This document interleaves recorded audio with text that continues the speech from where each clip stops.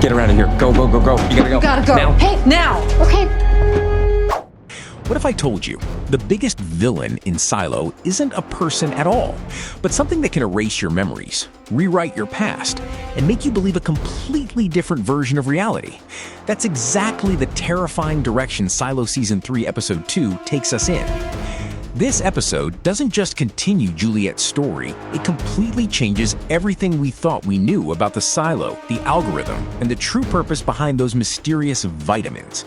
We also get a fascinating look into the past through Daniel and Charlotte's storyline, and by the end of the episode, it's clear that both timelines are connected in ways we never expected. Welcome back to your nerdy show. I'm your host, Spoiler Master. So in this video, we're going to break down everything that happened in Silo Season 3, Episode 2, explain that shocking ending, uncover the hidden clues you might have missed, and discuss what all of this means for Juliette and the future of Silo 18. There are some huge revelations to unpack, so let's jump right into it. Oh, I didn't like the soup, so I reheated some.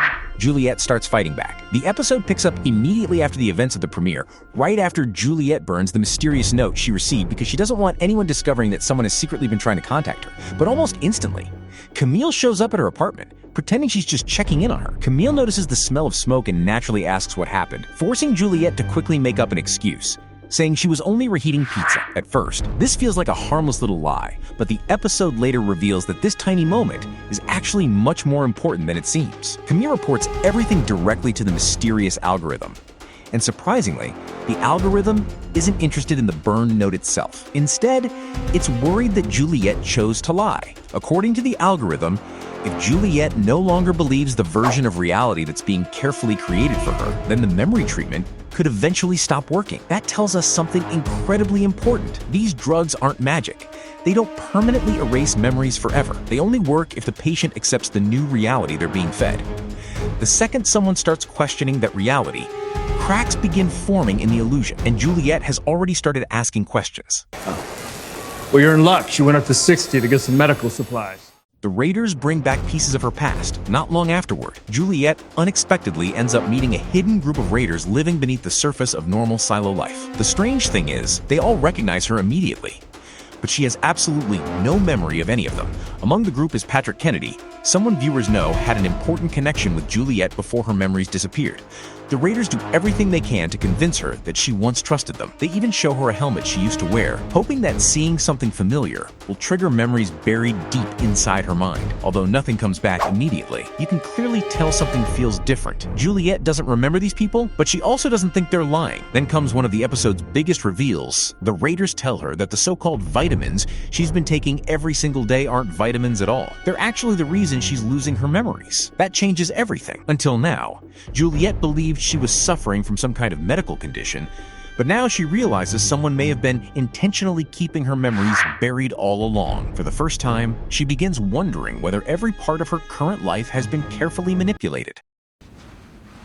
Time for your vitamins. Thanks. Juliette finally stops taking the pills.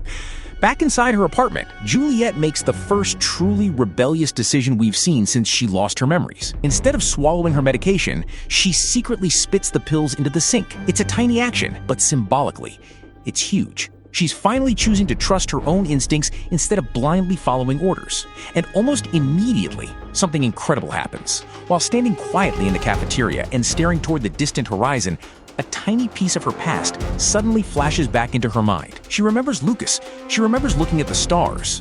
And she remembers pointing out a constellation she once described as looking like the letter W. It's only a brief moment, but it's enough to prove one very important thing. Her memories haven't been destroyed. They're simply being suppressed. Unfortunately, Juliette makes one small mistake. She leaves the discarded pills behind, and later Amy discovers them in the sink. That means Camille and everyone working with the algorithm now knows Juliette has stopped taking her medication. And if they already suspected she was questioning reality before, now they'll know she's actively resisting it. It's cross. Juliette Nichols will have outlived her usefulness. The algorithm reveals its terrifying secret. Then comes what is probably the biggest reveal of the entire episode, and it doesn't even come from Juliette. During another conversation with Camille, the mysterious algorithm casually reveals something absolutely terrifying. It explains that after analyzing more than 352 years of historical data, it has concluded that memory resets are the most effective way to maintain peace and stability inside a silo. That's disturbing enough, but then it reveals something even worse. This isn't a brand new strategy. According to the algorithm, entire silos have already gone through complete memory resets 6 different times. And Silo 18 itself experienced one roughly 140 years ago. Just think about what that means for a second. Everything these people believe about their history, every rebellion, every legendary figure, every political conflict, every major event could have already been rewritten multiple times. The history everyone accepts as truth may not actually be history at all. It may simply be the latest version approved by the algorithm. Suddenly, the entire series feels different. Everything we've watched over the past seasons now becomes questionable. Vitamin compound into the water supply happens before that becomes necessary. Juliette isn't the real target. Up until this point, it looked like Juliette herself was the target, but episode 2 reveals that she was only the beginning. The algorithm explains that the exact same memory-altering medication currently being forced on Juliette is about to be introduced into the entire silo's water supply. That means every single resident, without even realizing it, could slowly begin forgetting the truth. Imagine waking up one day and gradually forgetting every injustice you've ever witnessed, every secret someone exposed, every rebellion, every reason you ever questioned authority. That's exactly what the algorithm wants. Instead of ruling people through violence or fear, it plans to control them by quietly rewriting their memories. And honestly, that's much more terrifying, because if people don't even remember the truth, they'll never realize they've been manipulated in the first place.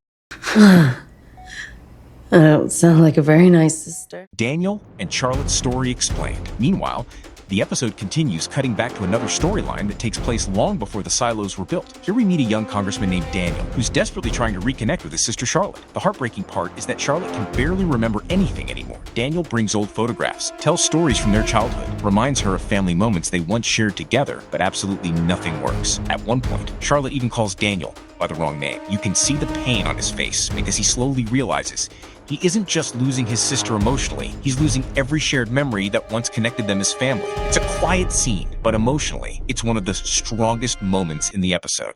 Meet you. I'm afraid to tell you that I'm the reason she doesn't remember you. Victor's suspicious treatment. Eventually, Daniel meets Charlotte's doctor, Victor Crnkovich, and Victor immediately admits something shocking. He's the one responsible for Charlotte's memory loss. According to Victor, the treatment isn't permanent. He compares memories to a drawbridge, explaining that right now the bridge between Charlotte and her memories has been raised. But someday, when she's emotionally strong enough, it can supposedly be lowered again. Victor insists the treatment exists to help trauma survivors avoid reliving painful experiences. On the surface, it sounds compassionate, almost comforting. But the more Victor talks, the more suspicious he becomes. He's far too confident, far too certain, and completely comfortable deciding when another human being deserves access to their own memories. That's an incredible amount of power, and the episode clearly wants us to question whether anyone should ever have that kind of control. I heard about your sister. I wanted to say sorry. Thanks. Helen begins digging for the truth. Thankfully, Daniel isn't the only one who feels something is wrong. Reporter Helen Drew continues investigating Victor's background, and what she discovers completely changes the conversation.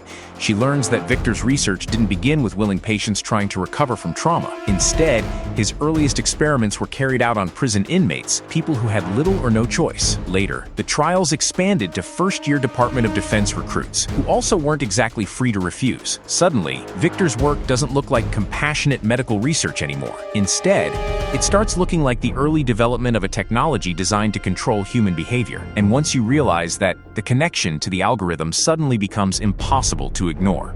If Victor created the original memory suppression technology, then the algorithm may simply be the final evolution of his life's work centuries later. Her treatment will what?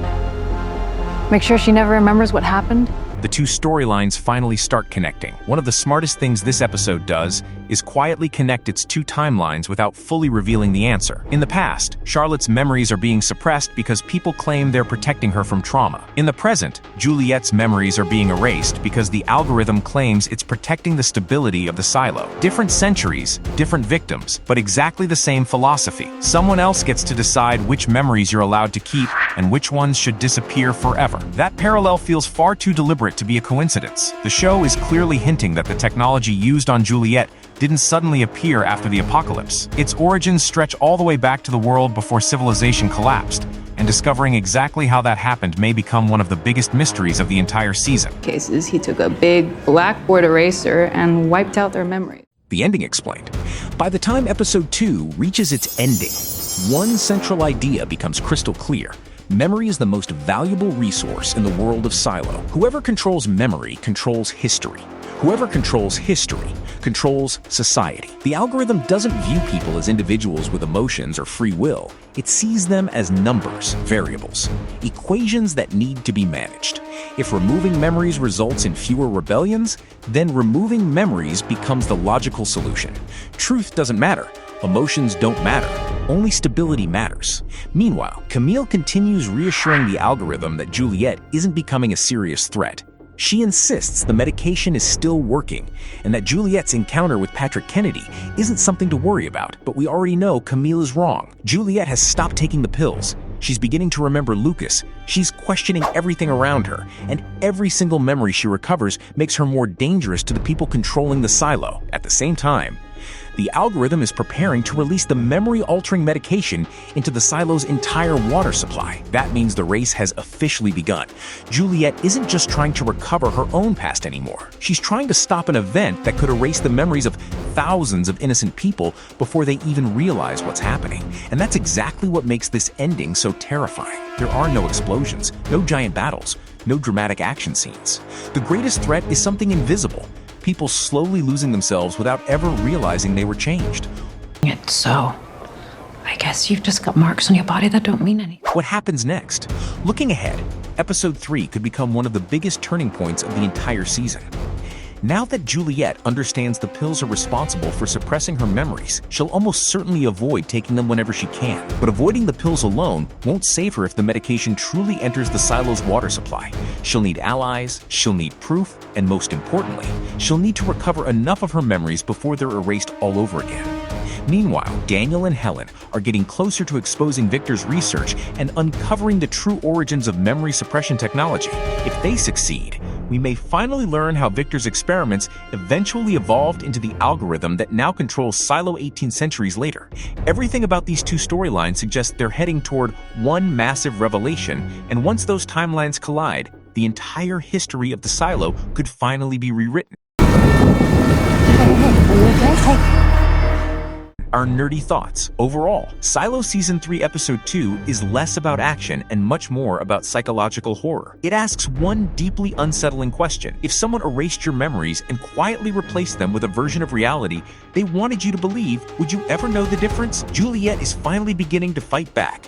But the algorithm is already preparing something much bigger than controlling just one person. If its plan succeeds, the entire silo could lose the truth forever without even realizing anything has changed. But now I want to hear from all of you. Do you think Victor is the original creator of the memory suppression technology? Is the algorithm simply continuing his work centuries later? And do you believe Juliette can stop the silo-wide memory reset before it's too late? Share all your theories down in the comments below. If you enjoyed this breakdown, don't forget to like the video, subscribe to the channel, and turn on notifications so you never miss our next Silo Season 3 ending explained. Thanks for watching, and I'll see you in the next one. No, what the heck, I'll laugh anyway.